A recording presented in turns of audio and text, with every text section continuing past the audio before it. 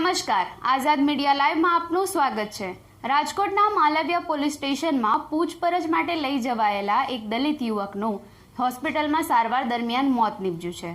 પરિવારજનોનો આક્ષેપ છે કે આ યુવકને પોલીસે એટલો ઢોર માર માર્યો હતો કે તેનું મોત નીપજ્યું છે। ત્યારે આ મામલે હવે જિગ્નેશ મેવાનીની પ્રતિક્રિયા સામે આવી છે। જિગ્નેશ મેવાનીએ યુવકના પરિવારને 50 લાખનું વળતર આપવામાં આવે અને વહેલામાં વહેલી તકે ન્યાય આપવામાં આવે તેવી માંગ કરી છે। તો આવો જોઈએ જિગ્નેશ મેવાનીએ શું કહ્યું।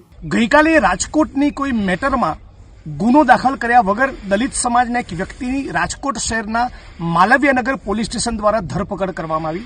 ત્યાં કોઈ જ કારણ વગર આ માણસને હમીર રાઠોડને બેરહેમીથી મારવામાં આવ્યો અને આજે સવારે એનું રાજકોટની હોસ્પિટલમાં મૃત્યુ થયું છે। આ કસ્ટોડિયલ ટોર્ચરનો આ કસ્ટોડિયલ ડેથનો કેસ છે અને પ્રથમ દર્શની રીતે પોલીસના હાથે થયેલી હત્યા છે। આખા જ પ્રકરણની અંદર પોલીસની સામે નિષ્પક્ષ તો જ તપાસ થઈ શકે જો નિષ્પક્ષ અને નિષ્ઠાવાન અને પ્રમાણિક અધિકારીને તપાસ સોંપવામાં આવે।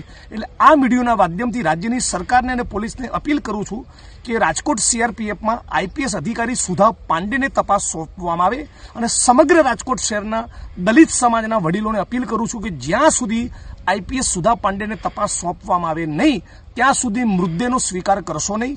સાથોસાથ રાજ્ય સરકાર પાસેથી માગણી કરું છું કે તમે લેખિતમાં આપો કે પીડિત પરિવારને 50 લાખનું વળતર અને 6 મહિનામાં આખા કેસની ટ્રાયલ પૂરી કરવામાં આવશે। ઐતિહાસિક રીતે આપણે જોયું છે કે આ દેશમાં પોલીસ લોકઅપમાં અને એન્કાઉન્ટરમાં આદિવાસી, મુસ્લિમ, ડીએનટી, લોઅર ઓબીસી અને દલિતોની જ હત્યા કરવામાં આવે છે અને આ પ્રકરણોની અંદર મોટા ભાગમાં પોલીસ આરોપી હોય, પોલીસનો બચાવ કરતી હોય છે। એટલે પોલીસનો બચાવ ના કરે એવું અમે ઈચ્છીએ છીએ અને એટલા માટે તટસ્થ પ્રમાણિક અધિકારી આઈપીએસ સુધા પાંડે દ્વારા કેસની તપાસ કરવામાં આવે એવી માગણી કરું છું।